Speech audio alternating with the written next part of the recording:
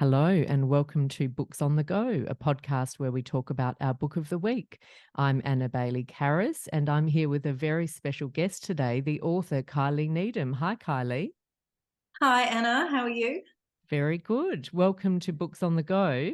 And we're here today talking about Kylie's debut novel, Girl in a Pink Dress, which for those watching on the video, you can see the incredible cover. Kylie is an award-winning screenwriter, and I've said this is a debut novel. It does not feel like a debut, Kylie, and I think the screenwriting experience really shows. But Kylie's won 2 Augie Awards and has worked on some of the most popular Australian television shows like Crownies, MDA, Offspring, The Society Murders, and a film that I think is upcoming, is it? The Appleton Ladies Potato Race? Yeah, that's right. That should be out later on this year, based Wonderful. on the potato race in Robertson, which is where I live. So it's quite a good Ah, one. right. Oh, so it's very local to you. Yeah. It's based on a play written by Melanie Tate, who grew up here in Robertson, same town. So you've got 2 Robertson girls working on that film, which is pretty fun. Oh, wonderful. So, Girl in a Pink Dress, which is a debut novel, has been getting a lot of praise. Caroline Overington in the Weekend Australian has said it's sophisticated, modern, and so very Australian. I can't recommend it enough. And I heard just the other day Lee Sales raving about it on the Chat 10 Looks 3 podcast, among others. And it's about Frances, who's an artist in her 40s living in a remote town outside of Sydney called Bald Hill. And Frances makes a living from her art, a modest living, but enough to do her practice her art full time from her collectors. And I loved the description of the collectors, the mature ladies of Sydney's East, with I think it was diamond rings like boulders slipping sideways on arthritic fingers. And immediately I can picture these ladies. And Frances sort of looks on this in sort of bemusement is the tone, the feel of it. But anyway, it helps her, to be able to do her art. So she lives a quiet life in this cottage in Bald Hill, but then she receives an invitation to a party, an art opening for the famous Australian artist Clem Hughes. And Clem is someone she had a relationship with years ago, I think 25 years earlier, when she was a young art student and he was 19 years her senior, and she became his muse and his lover. And so we go back in time and look at, she's deciding whether to go to this opening, which is really not her world, in a glitzy, enormous Sydney gallery, very different to her life. But she goes back in time and we get a sense of what her relationship had been with Clem. And so we're looking at that dynamic of 2 artists living together, and can that ever work, particularly when one of them he's also got a famous artist father, he's Australian art royalty now, whether one will always be in the shadow of the other one, whether both can flourish, I suppose, and which is such an interesting dynamic. And it resonates, I think, with, it's not, you don't have to be an artist for that to resonate. I think in any relationship you can have that dynamic where, particularly if one person is quite dominant or strong-willed or a large personality, it's always interesting to see whether both people can thrive in that sort of relationship. So I loved this, Kylie, and the writing, first and foremost, really hit me. I thought it was so vivid and really spare. As I said, it doesn't feel like a debut because I think a lot of that extraneous writing is really pared back, whereas some debuts, there's a lot of writing, for want of a better word, and this just, it's already straight to the heart of the matter. The scenes really come to life, the just those descriptions, like the Sydney women, and even her, that quiet life in the hills, the worn floorboards complain, just exactly brings you into that space that she's in the cottage. It feels really effortless, the writing. And as Caroline Overington said, I did feel it had this wonderful Australian sensibility, and I think it just feels quite earthy and fresh and direct in a way that to me seems Australian, perhaps reminded me a little bit of Charlotte Wood and some other Australian authors, but I wouldn't necessarily compare it with anybody, but it did have that freshness to it. And of course, the landscape, which is beautifully depicted, and the mountains, and that feeling also of how rich that is for an artist. You know, that even though it's my worst nightmare being so isolated as Frances is, but I did get the feel of why she would love it, you know, why as an artist you would be so inspired. And there's a wonderful line where Clem's father visits her and he says, well, I don't know if I should spoil what he says, but there's a wonderful scene between her and her and Albert, and his response to that landscape, which I loved as another artist responding to it. And also the depictions of, and Kylie, I don't normally like books about art. I have to say, art in novels can be quite, I think sometimes it can feel contrived when writers try to describe, and it must be hard to do, and I'll ask you about your process, but to try to describe someone painting sometimes doesn't work in novels and when it's a fictional artist, but this really worked. And I also loved the depictions of other artists' work, and including Clarice Beckett. And I was so you can read this without knowing Clarice Beckett's work because you bring it to life so well, and you immediately give the sense of those blurry but strong images that place you in, you know, on a Melbourne street, for example. But I was so glad I'd been to the exhibition in Adelaide, and so I just was really feeling the Clarice Beckett vibes and loved that. But also it's that mix of the Sydney world and the Bald Hills world. And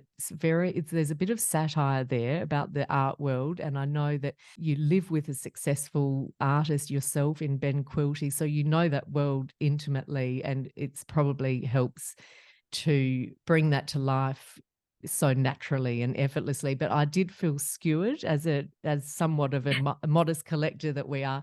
I felt skewered, but in a loving way. But it was very recognizable, and I loved that. And also just the characters, Francis, of course, but also Clem and his father are really complex and three-dimensional, and even the sort of shadowy figures of her mother and Clem's mother, Eva, are very intriguing as well. And I just loved the feel of it, the intimacy and that sense of being a fly on the wall in an artist's life. It felt very authentic. So I'd love to know, Kylie, what inspired you to write Girl in a Pink Dress? Oh, Anna, that's just an amazing introduction there. And you seem to have pulled so much out of the book. I love your interpretation, firstly. What inspired me to write it? I guess I've always been intrigued by creative couples. I know when I was a high school student learning about Sylvia Plath, her poetry, and then realizing that she was married to Ted Hughes, I've always just been kind of fascinated by how a relationship works when the two parties are practicing the very same art form. I think it can be beneficial with the exchange of influence and ideas, but it can also be quite damaging, as we've seen throughout history.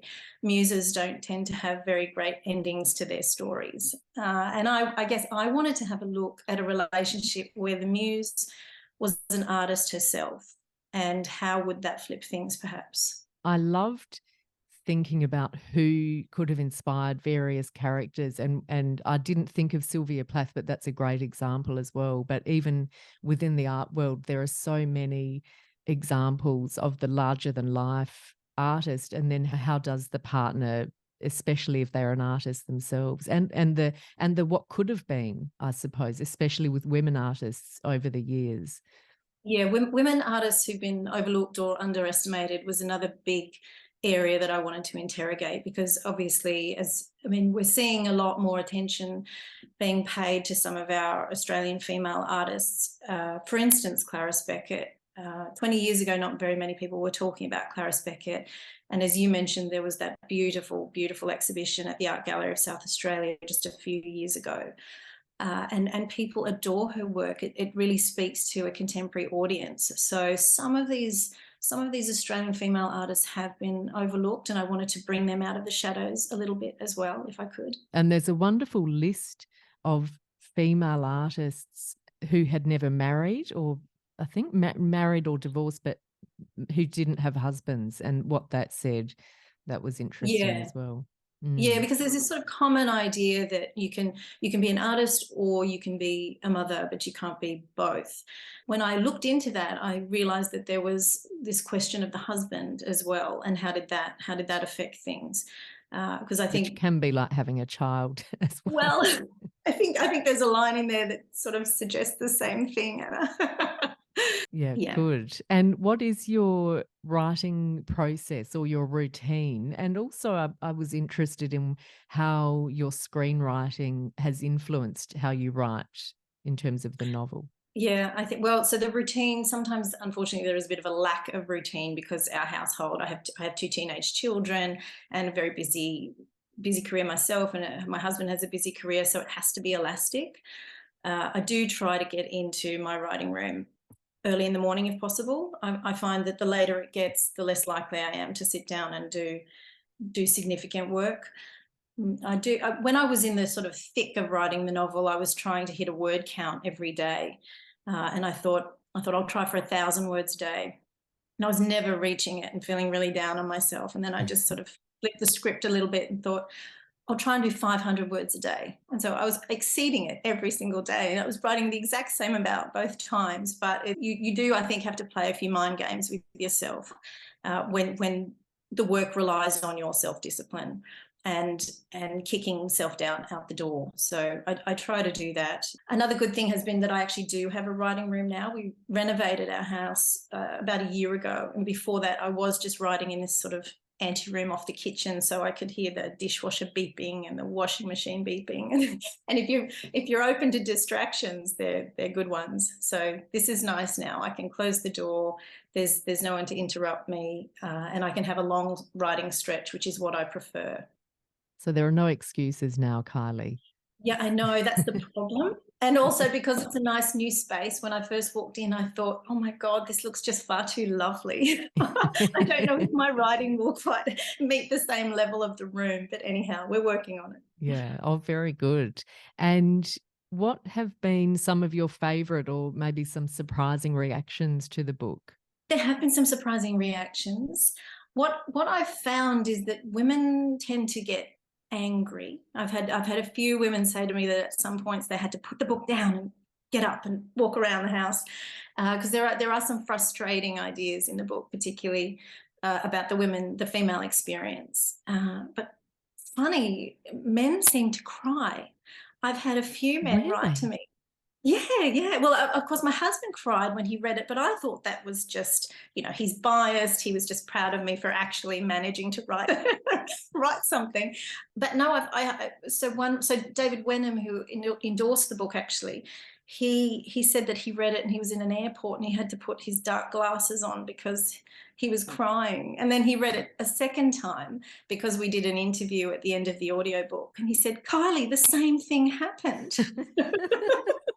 I love that.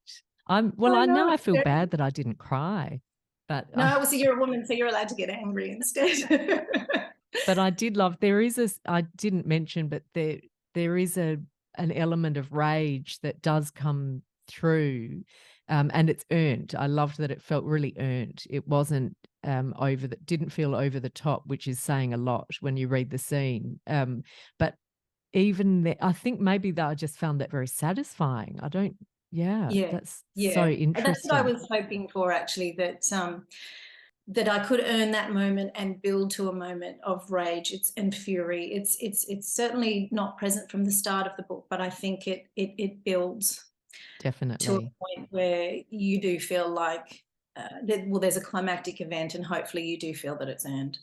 Yes. And what are some of or who are your, this is such a difficult question to answer, I know, but if you have any literary heroes or even new authors who you love at the moment? Yeah, I had. Well, Sylvia Plath, as I mentioned, was a big one. So she was the first female poet whose work really just gripped me, and she hasn't really let go. I would say she's a huge hero in my writing life. More recently, I really adore the work of Rachel Cusk. I know her work can be polarizing, but I find it very sharp, very intelligent. And again, she's someone who likes to write about artists and art. She wrote an essay actually that I think was published in the New York Times called, and I might get this wrong, but Can a Woman Who is an Artist Ever Just Be an Artist? And she looked at a couple of artists, one whom I mention in my novel, exactly about that question. And I kept that with me as I was writing the book. So she was hugely influential. The other one would probably be Elena Ferrante. I think her novellas, her novellas, in some ways I was trying to emulate that with this sort of slow build. I think her novels build to a shriek in a way that I really like. So I think I might have read everything she's published. I just adore her work. And also that she's Italian, I'm half Italian. So there's a sort of recognition factor when I read some of her work. Newer writers, I'm always really interested in Max Porter, what he puts out, because I love his playfulness and the way he's not bound by form. I find that really interesting. And probably like the rest of the world at the moment, I'm really enjoying Claire Keegan. Again, I just love how much she get, big ideas in such a spare delivery. They devastate me, her books, in the best possible way. Yes, I love that, in the best possible way. I love Claire Keegan and Elena Ferrante, that novella Days of Abandonment, which is so disturbing. And then I don't know if you've read Domenico Starnone's book Ties. No, I haven't. Apparently that is the answering novella to Days of Abandonment, or the other side of the story. Oh, thank you. And you've given me my next book to read. And it's nice and short as well, but also quite, intense. So yes, we like short books. I do too, as you could probably tell from my own. Yeah, that's right. But also that you can't rush them when it's like Girl in a Pink Dress, or the ones we mentioned, Elena Ferrante. Just because they're short they're not always quick reads, because you want to savor the writing as well. Yeah, I like to think, because when I write, I do often read my sentences aloud. I'll go back over them. And if anyone saw me from out the window, they'd think I was losing my mind. But I like to hear the sound of the words as well. And in that way, I sort of hope that the writing borrows a little bit from poetry. So I try to really condense an idea, and the sound of the line is almost as important to me as the meaning of the line sometimes. So that's probably why I'm a slow writer. I don't write quickly compared to a lot of other people. And the novel is quite short and condensed. But it really pays off. But I have heard authors say that they, certainly with dialogue, that they practice it by reading aloud, which I've always found intriguing.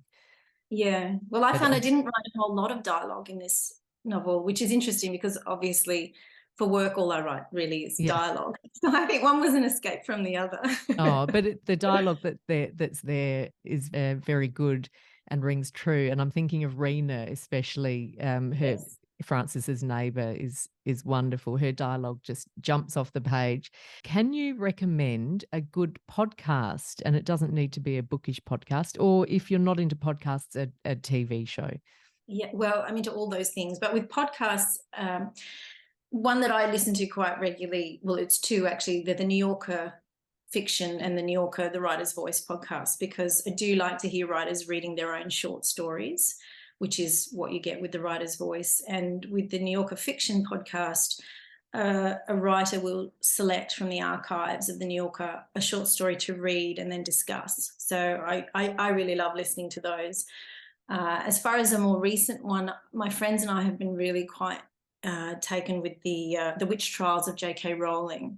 So it ostensibly looks into the comments that J.K. Rowling made with regard to trans women on Twitter. Yes. But I think in a broader sense, it's really looking at notions of belief, evolving feminism, and much more nuanced debate than perhaps I understood previously. So that's been a really interesting one. It was a real flashpoint, wasn't it? That story. Yeah. And I find that the podcast is very balanced as well. So it certainly doesn't take a side. Oh, that's a good one. I'm writing that down, Kylie. So we'll put links to these in the show notes, as they say, so we can follow that up.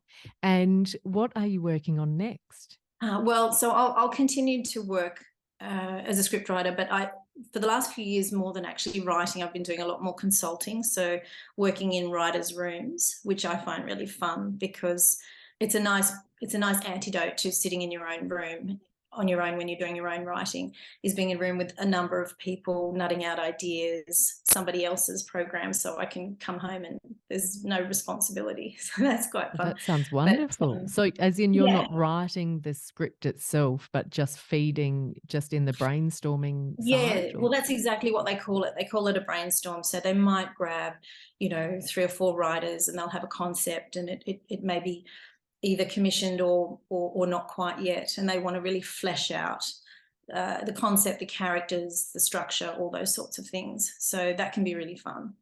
But I did so enjoy writing this book. I just loved it. I found every part of the process a complete joy. Even the editing process, which people warn me might be hard. I just loved it. I had a brilliant editor, Melissa Lane, who just made everything a conversation, and I felt we really tightened and strengthened things. So I think I would miss it if I didn't have that long ongoing project to be working on. So I'm feeling around in the dark at the moment with a new idea, and we'll just see how it goes.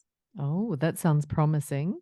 Feeling apart from feeling around in the dark, but it Yeah. sounds like there's something bubbling away. Yeah, well, I found that that's how this one started in a sense. I didn't necessarily set out to write a book.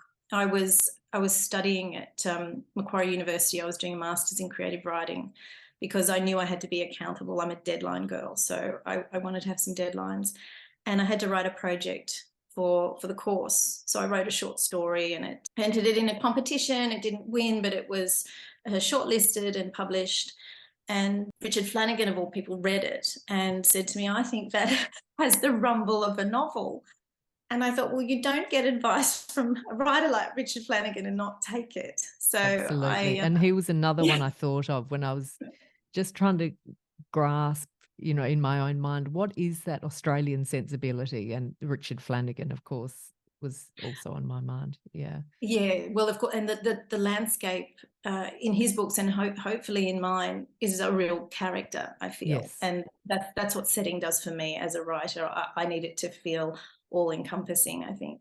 But yeah, so I expanded the short story, and it sort of just went from there. I kept getting surprise after surprise that it was becoming a larger thing. It kind of took me by surprise too.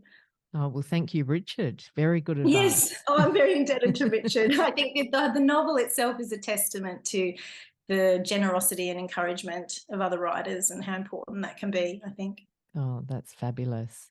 Well, thank you very much, Kylie. We loved Girl in a Pink Dress, and congratulations. And good to see that Um, it's getting so much praise and acclaim, including by these stars, David Wenham and Richard Flanagan, among others. And that's all from us on Books on the Go, but you can follow us on I'm on Instagram, Twitter, and Litzy at A Baillie-Karas. And Kylie, where can people find you? I'm on Instagram at Kylie Needham Writer. Fabulous. And we will see you next week. Bye for now.